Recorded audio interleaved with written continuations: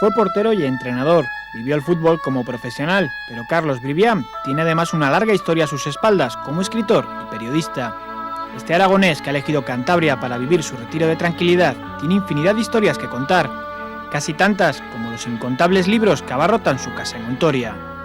Yo me dediqué profesionalmente desde el año 15 años profesional. Estuve en la nómina del Murcia, aunque estaba en lo que hoy se llamaría Murcia B, que era el Imperial, con una pequeña etapa en Atlético Aviación.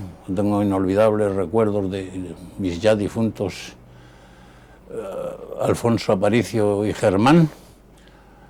Luego en Logroñés, en el Cartagena, en el Burgos y hasta en el Naval de Reynosa, en el mejor año de la historia del Naval de Reynosa, porque era el año que habían ascendido, la primera vez que estaban en categoría nacional.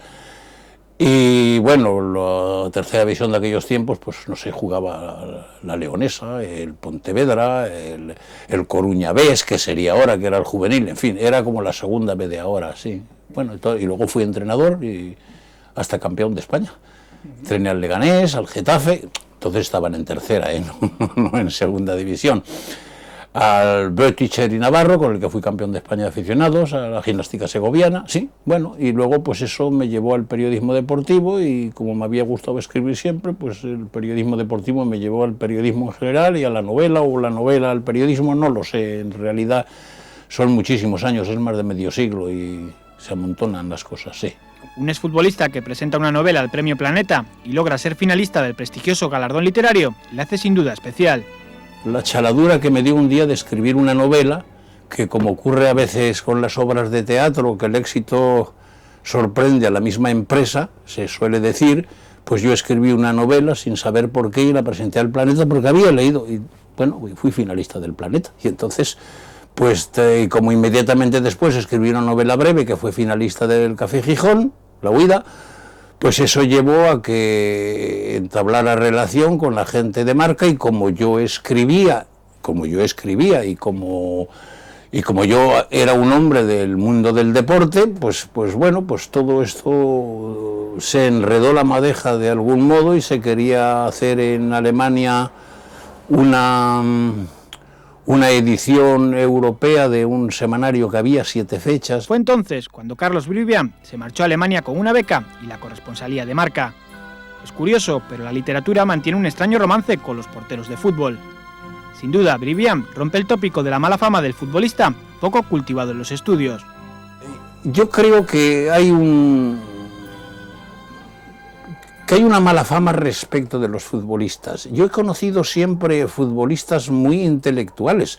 Pues no sé, Sabino Barinaga era ingeniero, Gárate fue ingeniero, Isacio Calleja fue abogado laboralista, Pruden fue médico, ya anteriormente habían habido otros, Belmar fue notario, es decir, mucha gente, y no es raro el futbolista escritor. De hecho hay algunos, Valdano, a mí no me gusta lo que escribe, pero bueno, es una cosa personal, pero siempre ha habido escritores, futbolistas que han jugado de porteros. Es curioso, pero no es curioso. Yo digo siempre que el único jugador de fútbol que ve el partido es el portero. El portero ve siempre el fútbol, está solo ante el peligro, él es una persona excepcional que contempla todas las jugadas que hace su equipo y ve todas las jugadas que hace el equipo contrario. Es decir, el portero puede narrar mejor que nadie lo que ha sucedido. Tú le preguntas a un futbolista, quien sea, cómo ha metido el gol y generalmente lo cuenta mal. El portero sí sabe cómo ha sido. Entonces, digamos que el portero de alguna forma se va convirtiendo en un observador de la vida.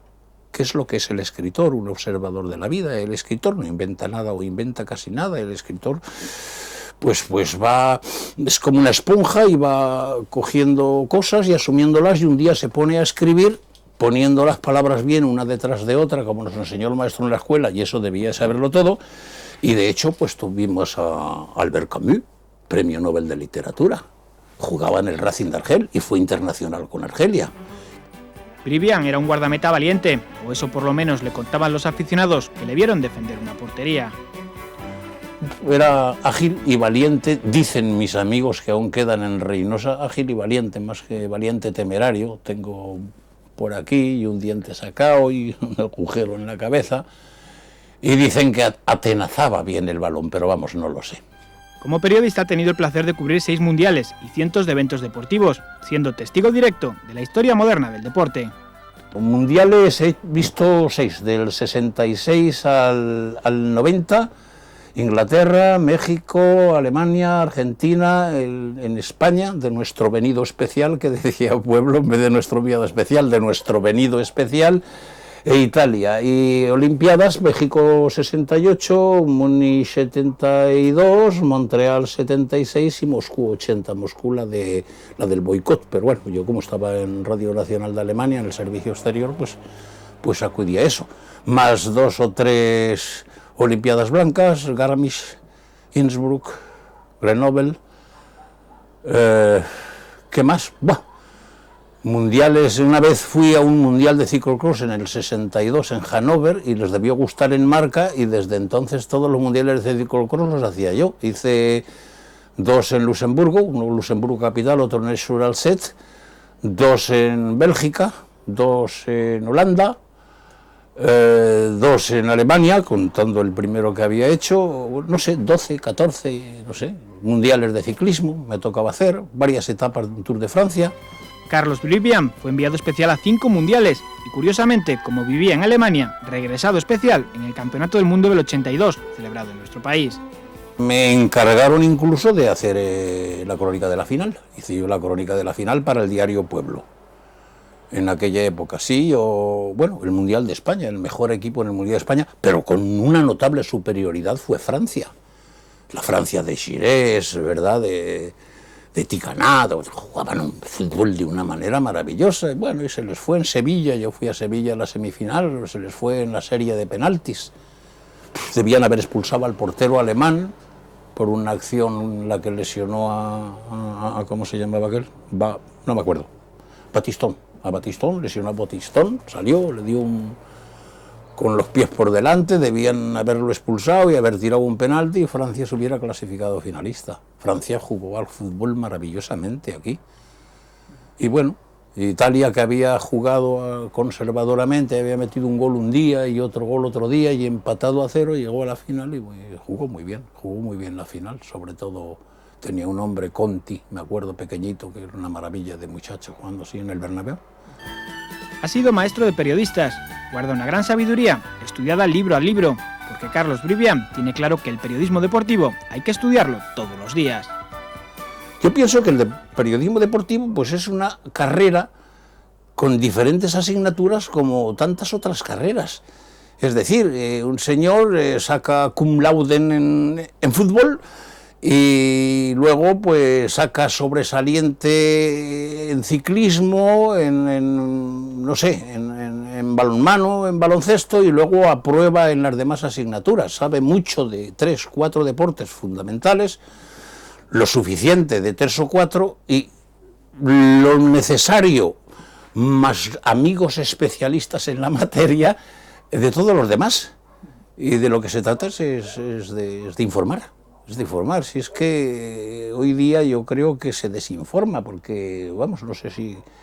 Yo recuerdo que siempre se decía que la tarea del periodista era informar, formar y entretener. Informar quizás se informe, formar se forma poco. Yo recuerdo una anécdota una vez en un partido internacional, Alemania con no sé quién en Colonia, con no sé quién porque han sido muchísimos partidos internacionales, que yo tenía un bloc de notas y estaba al borde del público, y había un señor que se interesó en qué notas tomaba yo, y yo pues iba subrayando cositas y tal, y de vez en cuando tomaba una nota, y me dijo aquel señor: oiga, ¿le puedo hacer una pregunta? Pues sí. ¿Y usted cómo hace con esto? Digo, mire usted, yo pongo la fecha, pongo el nombre y con estas notas las releo y luego cuento lo que he visto. Y me dijo: ¿así de fácil? Y le dije yo: pues sí, señor. El periodismo deportivo es como una carrera.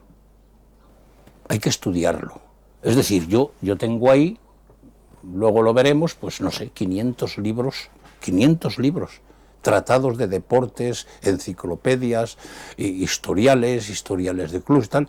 Entonces, pues me saca de quicio, por ejemplo, todavía no he oído nombrar nunca jamás en la radio española o en la televisión española a Michael Schumacher como tal Michael Schumacher. ¿Es Michael Schumacher? ¿O es hasta Mijail? Lo dicen hasta en ruso, pero nunca lo dicen en alemán. Podían decir Miguel Zapatero ya, que sería el nombre en español, Miguel Zapatero. Esto hay que estudiarlo para escribir de fútbol o de ciclismo. Hay que estudiarlo, hay que saber por qué el Zaragoza, pues el Zaragoza viene de la fusión del Iberia y del Patria. ¿Y por qué a los de Barcelona les llaman culés? Pues, o por qué a los del Español les llaman periquitos. Porque Sarriá estaba en una barriada de hotelitos donde había muchos periquitos, o porque los del Barcelona se sentaban en la última fila con el culo fuera y la gente decía, ¿cuánto culé se ve? Que hay que estudiarlo, que es una asignatura. Y que hay que saber eso, el qué, cuándo, cómo, quién, dónde, por qué. Y contarlo a la gente. A la gente hay que formarla. El periodista tiene una misión, además de entretener, de educador, de algún modo. Amigo personal de Luis Aragonés, Carlos Brivián también ha ejercido de seleccionador nacional, aunque de una manera muy especial y atípica. Él tiene el honor de haber sido el único periodista que hizo una alineación de la selección española.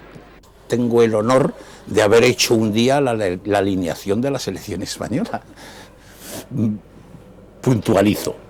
La selección española lo tenía muy difícil, después del partido con Suiza, que se ganó difícilmente, y del partido con Argentina, y le correspondía jugar con Alemania. Y aquel equipo que estaba jugando no podía ganar a Alemania, y si había alguien en Birmingham, porque el partido era en Birmingham, que sabía cómo era Alemania de pe a pa, los defectos que tenía, las virtudes que tenía, qué había que hacer fuera de lo del juego para de algún modo desestabilizar a alemanes, pues era yo. Y entonces Benito Díaz me cogió de la mano y me llevó del comedor del hotel a un pequeño tal, llamó a Pepe Villalonga, entró Antonio Valencia y Cronos y tal, y le dijo, Pepe, que te diga a Brivián quién a su juicio tendría que jugar. Y yo se lo dije, y bueno, Villalonga decidió, pero salió el equipo que yo le dije. Esto es una anécdota solo, muy gratificante por otro lado, ¿no? Y pues no sé, decía, no, perdimos por 2-1 con un gol imposible que le hizo Merich a Iríbar por el sitio que menos se lo podía hacer, con la estatura de Iríbar y estando Iríbar colocado, y además tiró pegado a la línea de córner y hizo una parábola y se le metió a Iríbar por toda la escuadra que él cubría, un gol que de 1000 veces que lo intente no lo hará nunca. Pero el equipo dio una imagen. No sé, son anécdotas. Había un jugador en Alemania, Wolfgang Overath, muy latino él, el jugador más latino de Alemania en todos los años que yo estaba allí, pero que tenía un carácter muy especial. Entonces, si el contrario le burlaba, le regateaba 2 veces, entonces él se enfadaba mucho y a la siguiente ocasión él intentaba regatearlo una vez más. O si el contrario le decía, poniendo cara feroz, dale recuerdos a tu prima Rosita, poniendo cara feroz, pues entonces él interpretaba que se estaban acordando de su padre y de su madre, y a la siguiente vez entraba y daba una patada. Bueno, pues yo esto se lo conté a Villalonga y no le dio mal resultado, ¿no? Porque a Overath ese día lo consiguieron sacar de quicio. El que ha vivido muchos años en Alemania y ha visto tantos mundiales, verá ahora como la Copa del Mundo regresa a tierras germanas este verano. Va a ser un mundial muy bien organizado. Muy bien organizado. Va a ser un mundial donde la seguridad relativo va a estar asegurada, valga la redundancia, porque esas cosas los alemanes las hacen muy bien. En cuanto al juego, pues no lo sé. Sí, el mundial casi nunca lo gana el equipo que mejor juega. En Inglaterra, por ejemplo, Portugal era un equipo maravilloso, el Portugal de Torres, de Eusebio, de Simoes, y debía haber ganado el mundial y no lo ganó. En México, pues no ganó el mundial Alemania, que debía haberlo ganado, y se lo encontró